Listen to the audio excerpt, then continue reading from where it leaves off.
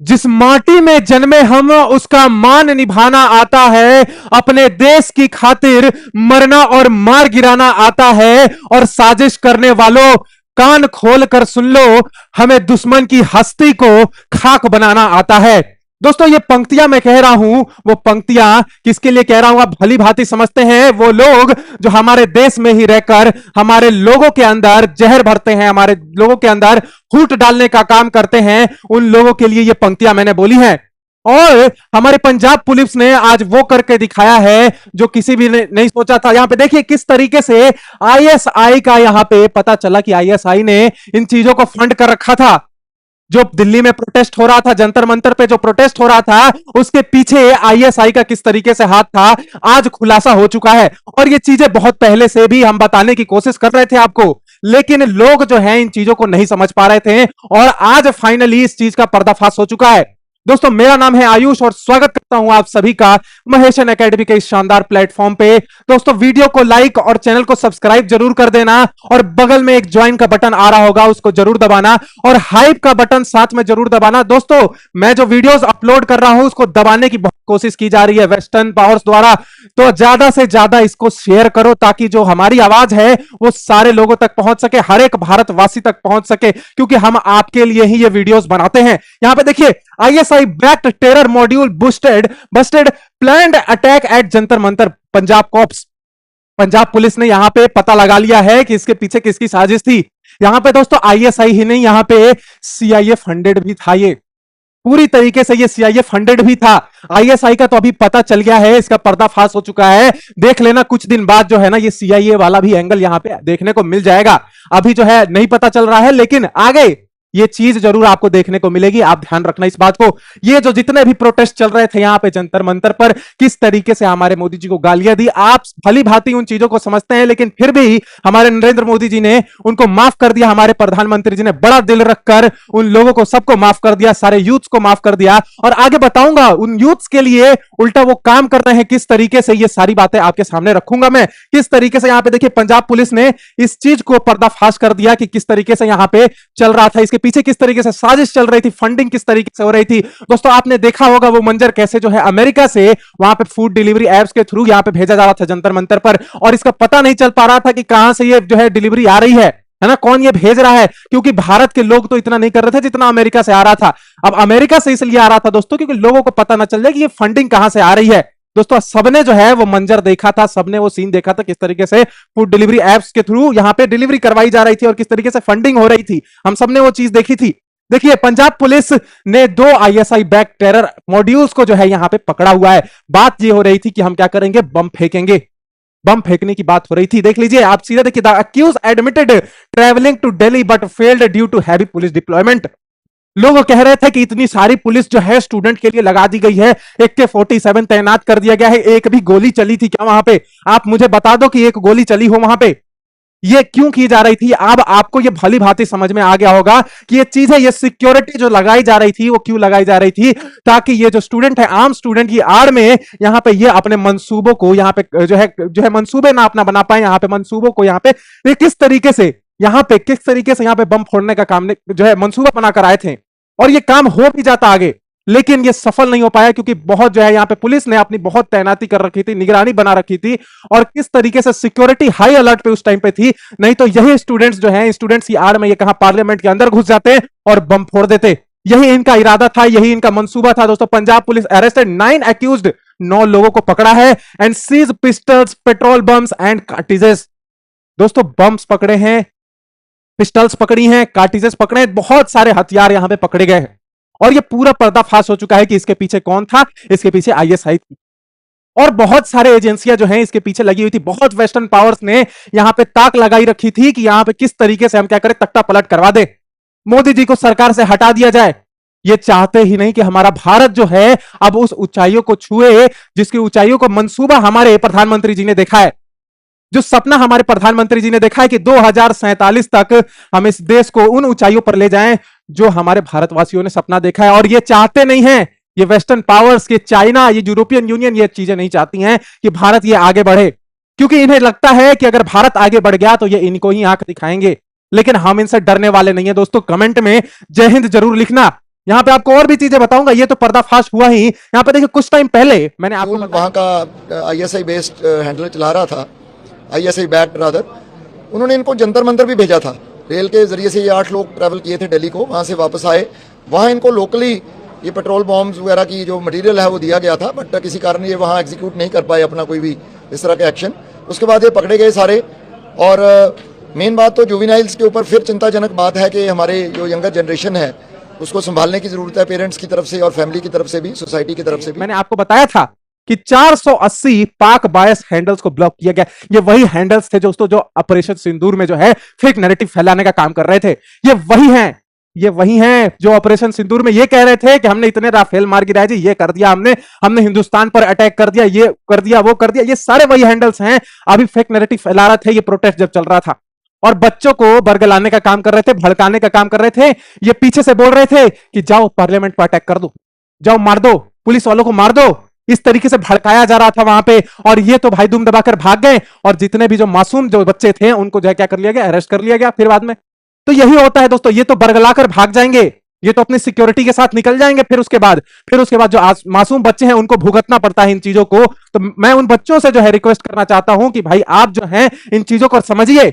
हमारे युवाओं को इन चीजों को समझना चाहिए कि किस तरीके से इनको भड़काया जा रहा है, किस तरीके से इस्तेमाल कर रही हैं ये पार्टियां आपको, है ना। पहले जो है इनके अलग मुद्दे होते थे, अब जो है इनको नया मुद्दा मिल चुका है कि हाँ यूथ को जो है भड़काएंगे तो ये सरकार जो है गिर जाएगी। तो यूथ को भड़काने का काम अब शुरू कर दिया गया है, और आगे भी ये चलता रहेगा दोस्तों। 2030 तक ये चीजें चलती रहेंगी, यूथ को भड़काने का काम करते रहेंगे, क्योंकि इनको पता है कि ये नए वोटर्स हैं, इनको जो है बरगलाना आसान है।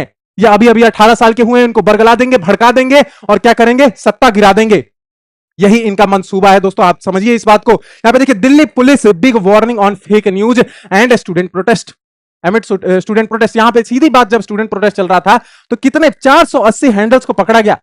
ये कम नहीं है दोस्तों, इतना फेक नैरेटिव। अगर रील्स में, मैंने आपको बताया था रील्स जो है वर्टिकल होती है, बहुत सारी चीजें छुप जाती हैं, तो ये चीजें जो है आधी सच और आधा जो है झूठ दिखाया जाता है ना, तब जो है चीजें अलग तरीके से, अलग एंगल परोसा जाता है, और वहां पे स्टूडेंट्स बरगला जाते हैं, भड़क जाते हैं और अपने ही लोगों के खिलाफ दंगा करने लग जाते हैं। और यही होता है हमेशा से। देखिए किस तरीके से Punjab police arrest, Jantar Mantar protest, terror attack, ISI backed. मैंने जैसा कि आपको बताया आईएसआई फंडेड था, ये सीआईए की फंडिंग थी। यहां पे वेस्टर्न पावर्स इसको बहुत ताक लगाकर देख रहे थे कि किस तरीके से यहां पे सरकार को गिरा दिया जाए, लेकिन इनके मंसूबे पूरे नहीं हुए, और हमारे मोदी जी ने ऐसा मास्टर स्ट्रोक खेला कि ये वेस्टर्न पावर्स चारों खाने चित्त हो चुकी थी। फिर इनके पास जो है कुछ बचा नहीं। और अभी तो ये तो ट्रेलर है दोस्तों, अभी तो आने वाला है ना, ये अभी आने वाला है, इसके बारे में अभी डिस्कस करूंगा। एफसीआर आने वाला है, इसके बारे में आज अभी डिस्कस करूंगा इस वीडियो में कि किस तरीके से अब चीजें बदलनी शुरू हो चुकी हैं। यहां पे अब इनके जो है मंसूबे किस तरीके से नाकाम हो रहे हैं ये हम समझ रहे हैं, अब बहुत अच्छे से समझ में आ रहा है दोस्तों। Don't need to apologize to anyone.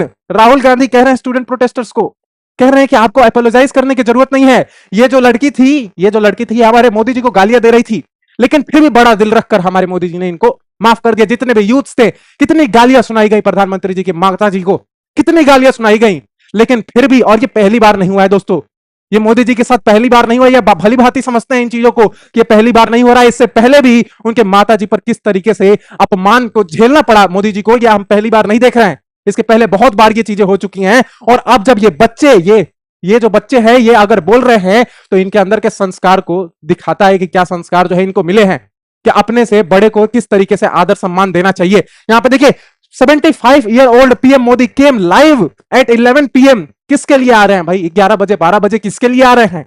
हमारे लिए आ रहे हैं, यूथ्स के लिए आ रहे हैं। और लोग ये बातों को नहीं समझते हैं, और लोग जो है उल्टा गालियां सुना रहे हैं उनको। अभी देखिए किस तरीके से काम किया है मोदी जी ने यूथ्स के लिए, आपको ये भी बताऊंगा। लोग उनको भले ही गालियां दे रहे हैं, लेकिन बदले में वो उनके लिए ही काम कर रहे हैं, क्योंकि मोदी जी ये नहीं समझते हैं कि ये पराए हैं और ये वेस्टर्न फंडेड हैं और ये ऐसे हैं, ये इन्होंने वोट नहीं दिया। ये चीजें प्रधानमंत्री जी नहीं समझते हैं। वो समझते हैं ये हमारे भारतवासी हैं और इनके लिए करना हमारा कर्तव्य है। ये चीजें समझते हैं, और ये जो है ये इन्हें बड़ा बनाता है, अलग। जितने भी प्रधानमंत्री हुए हैं उन सबसे इनको अलग बनाता है, यही चीजें हैं। यहां पे देखिए जंजी प्रोटेस्ट, जंजी student who abused him even abuse his mother, और उनको जो है माफी दे दी, है ना। और उनको ये राहुल गांधी कह रहा है कि माफी मांगने की जरूरत नहीं है ना। ये चीजें सिखाई जा रही है। आप सोचो जो है ऐसी सरकार आएगी तो जो है स्टूडेंट है उनके अंदर क्या संस्कार भरेगा, आप ये भली भांति समझ लीजिए, है ना। संस्कार की किस तरीके से धज्जियां उड़ेंगी आगे, इन चीजों को आप समझिए। अभी जो है हमें नहीं समझ में आ रहा है कुछ लोगों को, कुछ लोगों को ये चीजें नहीं समझ में आ रही हैं, लेकिन जैसे ही अगर ये सरकार गई, फिर उसके बाद जो है चीजें जैसे ही बदलेंगी, लोगों को विश्वास हो जाएगा कि किस तरीके से काम हो रहा था उस टाइम पे, किस तरीके से बरगलाया जा रहा था हमें। देखिए किस तरीके से काम किया यहां पे, देखिए drugs being used to hurt Indian interest. दोस्तों मैंने आपको कुछ दिन पहले बताया था कि किस तरीके से पंजाब में ड्रग्स भेजा जा रहा था पाकिस्तान द्वारा, है ना। कितने सारे पिस्टल्स बरामद हुए वहां पे, ड्रोन्स के जरिए जो है ड्रग्स की वहां पे करीबन करीबन 400 किलो के आसपास जो है हीरोइन जो है मिला था। सोचो इतना जब बल्क अमाउंट में क्या किया जा रहा है, हमारे युवाओं को भड़काया जा रहा है, युवाओं को नशे की लत में डाला जा रहा है। और इस चीजों को खत्म करने के लिए देखिए हमारे प्रधानमंत्री मोदी जी ने यहां पे काम किया। देखिए क्या काम किया, पीएम मोदी लॉन्चेस नशा मुक्त युवा अभियान, अर्ज यूथ टू लीड मूवमेंट। देखिए ये सारी चीजें हैं, आप चीजों को समझिए कि किस तरीके से यहां पे काम हो रहा है। लेकिन जो ये पार्टियां हैं, जो ये फॉरेन फंडेड पार्टियां हैं ना, वो बरगलाने का काम करती रहेंगी। वो ऐसे ही भड़काएंगी, यूथ को ऐसे ही भड़काएंगी क्योंकि उनको पता है यही हमारा आने वाला वोटर है, और अगर हम इनको भड़का देते हैं तो यहां पे सरकार गिर जाएगी। और यही इनका मंसूबा है दोस्तों, यही वेस्टर्न पावर का मंसूबा है, यही यूरोपियन यूनियन का मंसूबा है, और यही चाइना का मंसूबा है। ये सारी चीजें अब हर एक भारतवासी समझ चुका है। PM Modi to youth protesters, you abused me and my mother but I forgive you, है ना। तुमने मेरी मां को गाली दी लेकिन फिर भी मैं तुम्हें माफ करता हूं, है ना। ये चीजें जो हैं भारत को बड़ा बनाती हैं, ये नहीं, ये चीजें भारत को बड़ा नहीं बनाती हैं। लोगों को गालियां निकालना, ये चीजें भारत को बड़ा नहीं बनाती है, भारत को उसका संस्कार बड़ा बनाते हैं, और इसी से हमारी पहचान है दोस्तों। कमेंट में एक बार जय हिंद जय भारत जरूर लिखना। और भी बहुत सारी चीजें हैं आपको दिखाने के लिए। देखिए मैंने आपको कहा था ना कि किस तरीके से युवाओं का इस्तेमाल हो रहा है। यहां पे देखिए योगी आदित्यनाथ जी ने यहां पे किस तरीके से बात कही है। कांग्रेस और समाजवादी पार्टी ने युवाओं और दलितों वंचितों को भड़काना शुरू किया, फेल हो गए तो अब इन्होंने छात्रों को अपना निशाना बनाना शुरू किया है। पहले दलितों का वोट बैंक और अब यहां पे छात्रों को निशाना बनाना शुरू कर दिया है। दोस्तों मैंने आपको बताया था नीट तो सिर्फ एक मोहरा था, इनको बस अपनी चाल चलनी थी, लेकिन चाल में, अपनी खुद की चाल में जो है ये फंस चुके हैं। अब जो है खुलासा हो चुका है कि ये आईएसआई फंडेड था, इसके पीछे वेस्टर्न पावर्स थी, तो अब जो है इनको मुंह छुपाने की जगह नहीं मिल रही है। ये हालत हो चुके हैं इनकी। जितने भी ये लीड कर रहे थे ना लोगों, जितने भी ये लोग लीड कर रहे थे यहाँ पे, सबको मुंह छुपाने की जगह नहीं मिल रही है, भागे फिर रहे हैं इधर उधर। तो यूएसए से आया था, कोई जर्मनी से आया था, इधर उधर रह के जो आते हैं यहाँ पे भारत के बारे में बात करते हैं, भड़काते हैं लोगों को। दोस्तों मैं आपको एक बात बताता हूं, अगर कोई यहां पर रह के अमेरिका की बुराई जरा सा कर देना, अमेरिका वीजा नहीं देगा। ये आपको मैं बात बताता हूं, क्योंकि यूट्यूब किसका है, अमेरिका का है ना। चाइना, अगर मैं चाइना के बारे में कुछ बुरा बोलता हूं तो यहां पे चाइना मुझे वीजा नहीं देगा। लेकिन ये भारत का बड़प्पन है कि बाहर के देशों में रहकर भी वो भारत की बुराई करते हैं, लेकिन भारत में आ जा सकते हैं, कभी भी आते हैं और घूम के चले जाते हैं। इन चीजों को बदलना पड़ेगा भारतीयों को, है ना। हमें इस पर आवाज उठानी पड़ेगी कि भारत के बाहर रहकर तुम भारत के बारे में ही गलत सलत बोलते रहते हो, भारत को गालियां निकालते हो, है ना। ये इन चीजों को हमें बदलना पड़ेगा। क्या यूएसए में डेमोक्रेसी नहीं है क्या? लेकिन वहां ये सारी चीजें समझी जाती हैं कि किस तरीके से नेशनल सिक्योरिटी पर थ्रेट है। लेकिन हमारे लोग डेमोक्रेसी का नाम का जप लेकर घूमते रहते हैं कि हाँ भाई डेमोक्रेसी है, फ्रीडम है हमारी, हम बोलेंगे। दोस्तों अजीत डोभाल जी की एक लाइन मुझे याद आती है, फ्रीडम का मतलब ये नहीं कि आप कुछ भी करें। मैंने आपको समझाया था पिछले बहुत सारे वीडियोस में, अजीत डोभाल जी की आप लाइन को सुनना कि हिंदुस्तानियों का सबसे बड़ा दुश्मन कोई है तो वो हिंदुस्तानी है, पाकिस्तान तो दूसरे नंबर पर आता है। यहां पे देखिए किस तरीके से बातें यहां पे कही गई, छात्रों को किस तरीके से भड़काया जा रहा है। मैं यही बताना चाह रहा हूं कि अब छात्र जो हैं वो आप समझें कि किस तरीके से उनको भड़काया जा रहा है, किस तरीके से ये फॉरेन फंडेड वाली चीजें जो हैं, इसीलिए जो है एफसीआरए को लाया जा रहा है। लेकिन अभी भी जो है कुछ लोग नहीं समझ पा रहे हैं, आम जनता अभी भी नहीं समझ पा रही है कि ये है क्या, है ना। उनको लग रहा है कि ये जो है देश विरोधी है। नहीं दोस्तों, देशभक्ति वाली चीज है ये, समझो इस बात को। ये अपने देश के लिए है, नेशनल सिक्योरिटी को और स्ट्रांग करने के लिए एफसीआरए को लाया जा रहा है। लेकिन ये देश विरोधी ताकतें हैं ना, ये चाहती नहीं है, चाहे वो यूएसए हो, चाहे वो चाइना हो। मैं आपको एक बात बताता हूं दोस्तों, ये यूएसए है ना, इसके अपने कानून है फॉरेन फंडिंग के ऊपर, ये हमें रोक रहा है। इसके अपने कानून है, चाइना के अपने कानून है फॉरेन फंडिंग को किस तरीके से रेगुलेट करना है, लेकिन ये हमें रोक रहा है क्योंकि इसको पता है ना भाई कि अगर हम इसको जो है एफसीआरए को लेकर आ जाए तो यहां पे इनकी दाल नहीं गलनी है। अब ये फॉरेन फंडिंग उस तरीके से थोड़ी कर पाएंगे जिस तरीके से अभी कर रहे हैं। बहुत सारी चीजों में फॉरेन फंडिंग होती है दोस्तों। जितने भी प्रोटेस्ट होते हैं, बहुत सारे प्रोटेस्ट तो चलो ठीक भी होते हैं, लेकिन कुछ ऐसे प्रोटेस्ट होते हैं जहां पर यही फॉरेन फंडिंग का इस्तेमाल किया जाता है देश को तोड़ने के लिए, और इसी पर काम कर रहे हैं हमारे होम मिनिस्टर अमित शाह जी।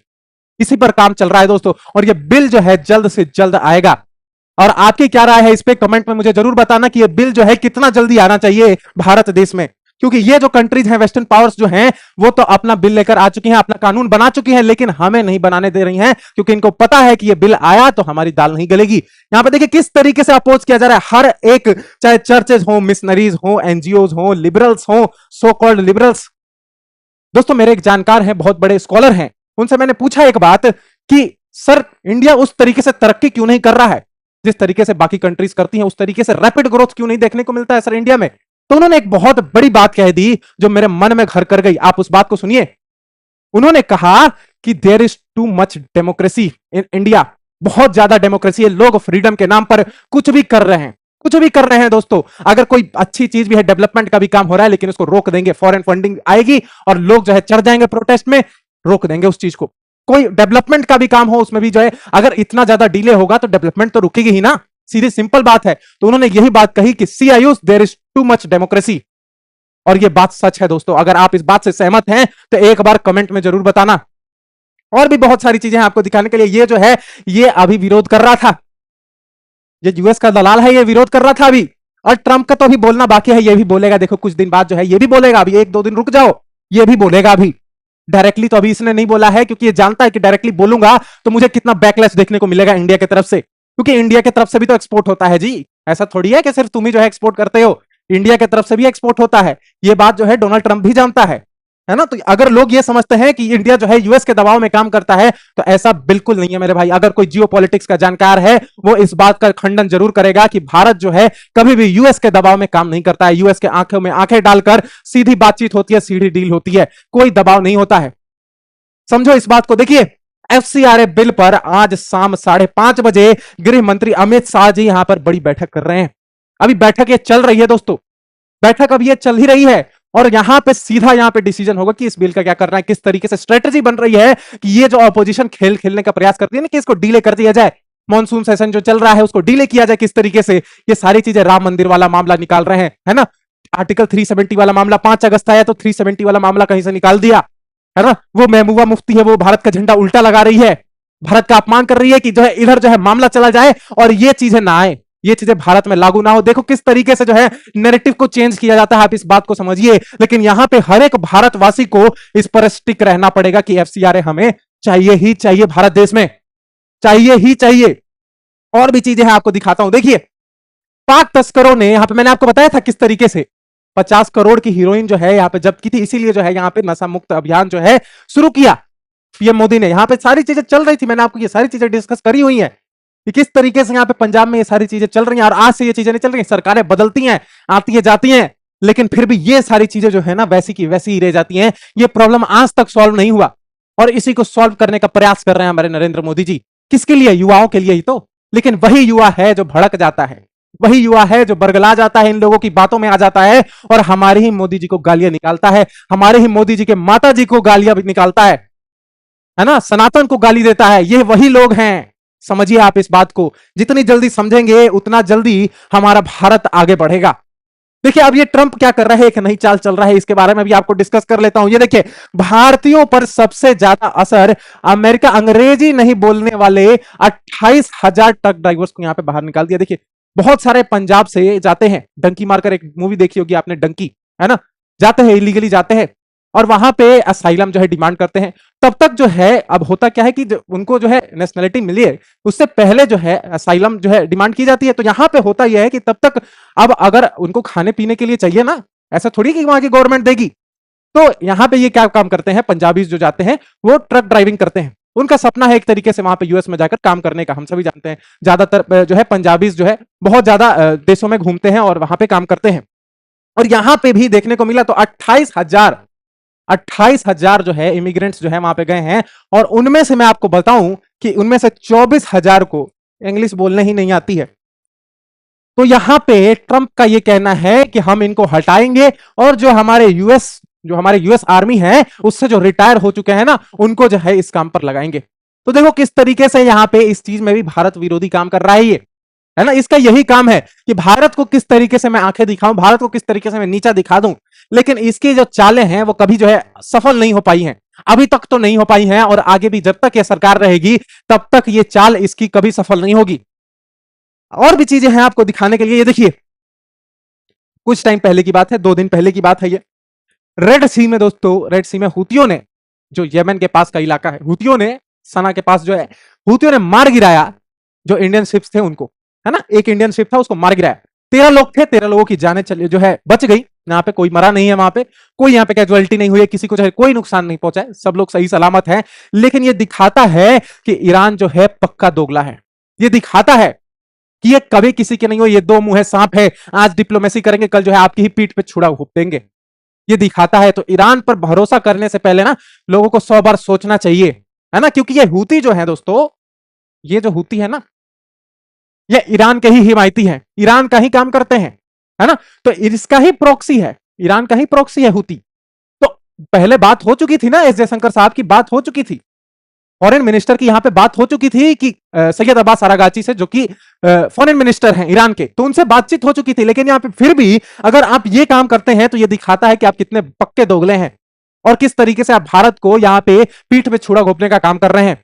दोस्तों ये बातें कभी नहीं भूलेगा और आगे इसका जवाब जो है ठोस जवाब दिया जाएगा। भारत ने अभी इसको कंडेम कर दिया है कि ये जो कर रहे हो, इस चीज का हम ध्यान रखेंगे आगे भी। फ्यूचर में बहुत सारे ट्रेड होने वाले हैं, हम जानते हैं बहुत सारा ट्रेड होगा आगे, और जो ये तुम काम कर रहे हो इसका ध्यान हम आगे भी रखेंगे।